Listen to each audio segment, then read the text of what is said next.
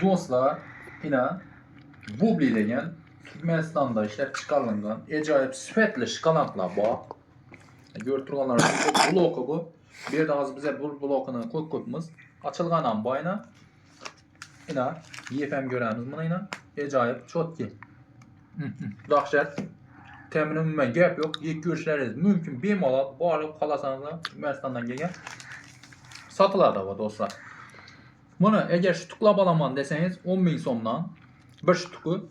Agar yoq-yoqma bloklab kelib bering, didonlab bo'lsa, bir bloki shtuki 8.000 so'mdan kelib beriladi.